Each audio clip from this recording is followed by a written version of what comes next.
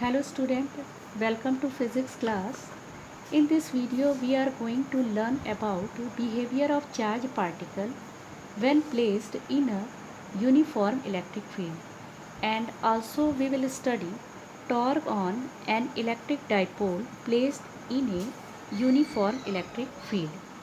Now we have a uniform electric field. Uniform electric field क्या होता है? ये field lines parallel, straight and equispaced होते हैं एक दूसरे से. यहाँ पे सेट ऑफ पॉजिटिव और नेगेटिव चार्जेस होते हैं. इस तरह से यूनिफॉर्म इलेक्ट्रिक फील्ड को क्रिएट किया जाता है. Whenever a charge particle is placed in an electric field it always experience a force. तो if it is a positive charge, force of direction जो है, जो direction of force is along the direction of electric field. ठीक है, तो इस पर जो फोर्स लगेगा वो फील्ड के डायरेक्शन में लगेगा. मैग्नीट्यूड ऑफ फोर्स क्या होगा? F is equal to Q E, magnitude of force on the positive charge. If it is a negative charge, direction of the force opposite to the electric field. अगर आप इस पर negative charge लेंगे तो Q E इसके opposite direction में लगेगा.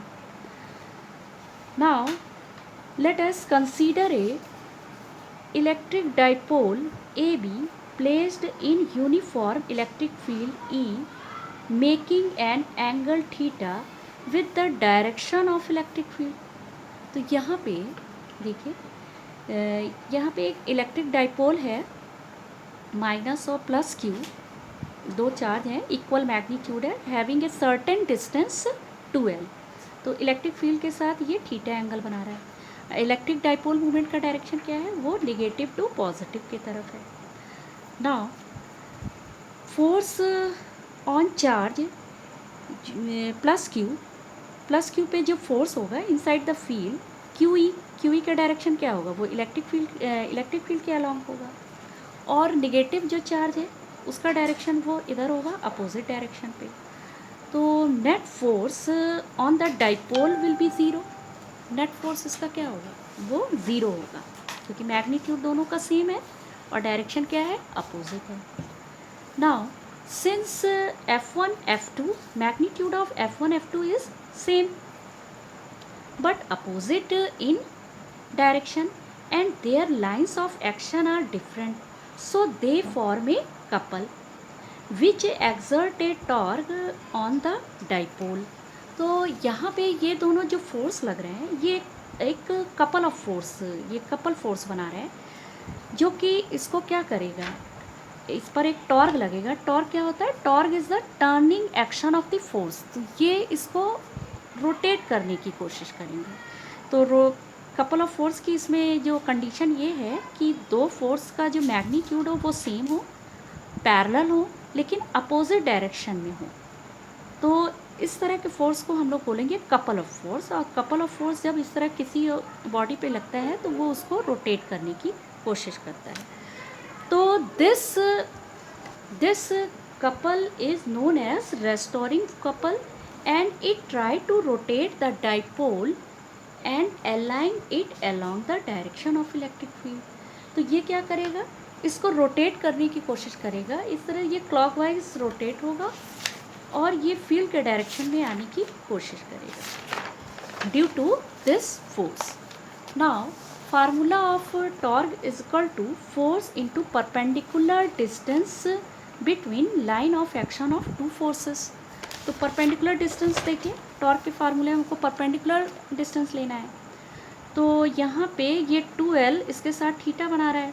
तो 2l का जो हॉरिजेंटल कंपोनेंट है वो 2l जो है कॉस थीटा होगा, और ये वाला 2l साइन थीटा. इसमें ट्रिग्नोमेट्री आइडेंटिटी भी यूज़ कर सकते हैं.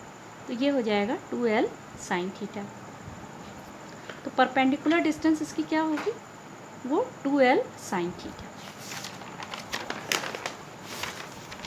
तो we have a formula torque is equal to force की वैल्यू क्या है?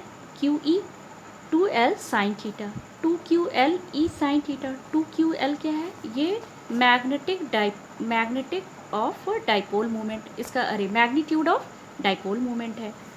तो टॉर्क इज इक्वल टू, इसकी जगह आप वैल्यू पुट कर दीजिए पी ई साइन थीटा। तो इसकी यूनिट क्या होगी, न्यूटन मीटर। टॉर्क एक वेक्टर क्वांटिटी है, has a direction and magnitude both. तो यहाँ पे दोनों दिखाना होगा। तो ये जो इसकी वैल्यू है ये क्रॉस प्रोडक्ट के बराबर है, torque is equal to p cross E. इसको इस तरह से हम लोग लिख सकते हैं।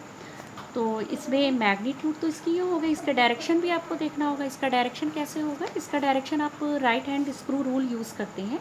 अगर इस तरह से इसको पी को क्लॉकवाइज पी क्रॉस ई करेंगे, क्लॉकवाइज रोटेट करेंगे, तो टॉर्क जो है आपका पेपर के इनसाइड यानी नीचे की तरफ लगेगा। और अगर क्लॉकवाइज एंटी क्लॉकवाइज है तो ये ऊपर की तरफ काम करेगा। तो इसकी कुछ स्पेशल कंडीशन भी देख लेते हैं कि जब आप टॉर्क डाइपोल को फील्ड के अलोंग अगर रखते हैं, जैसे ये आपका इलेक्ट्रिक फील्ड है और ये आपका डाइपोल है, यहाँ पे देखिए ये इलेक्ट्रिक फील्ड का डायरेक्शन है। डाइपोल जो है आप लग लीजिए यहाँ पे माइनस क्यू और ये प्लस क्यू है। तो डाइपोल पी का डायरेक्शन क्या है, अगर पी का डायरेक्शन ई का डायरेक्शन सेम है तो when dipole gets aligned in the direction of E, अगर आप इसको उसी के डायरेक्शन पे रख रहे हैं तो एंगल क्या होगा, एंगल बिटवीन पी और ई के बीच का थीटा इज इक्वल टू क्या होगा, 0 डिग्री। साइन 0 डिग्री की वैल्यू 0 हो जाएगी, तो टॉर्क जो है टॉर्क विल बी 0। तो यहाँ पे टॉर्क 0 हो जाएगा।